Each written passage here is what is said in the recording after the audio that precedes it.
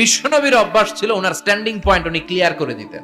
ওনার স্ত্রী আমাদের আম্মা জান সাফিয়া বিনতে হুয়াই ইবনে আখতাব, সাফিয়া বিনতে হুয়াই ইবনে আখতাবকে নিয়ে উনি ইতিকাফ অবস্থায় মসজিদে বসে আছেন।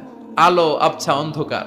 সাফিয়া বিশ্বনবীকে বিদায় দিয়ে বের হয়ে যাবেন। ইন দ্য মিন টাইম বিশ্বনবী দেখলেন দুইজন সাহাবা হেঁটে যাচ্ছে।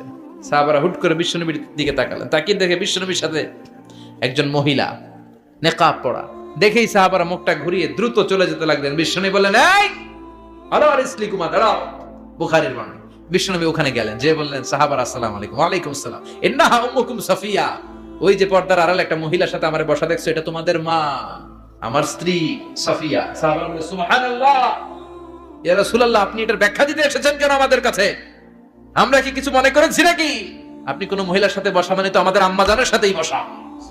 বিষ্ণু বললেন, না, তোমরা মনে করো নাই, কিন্তু কিছুক্ষণ পর শয়তান তোমাদের হৃদয়ে খুঁতখুঁতানি ঢুকায় দিবে।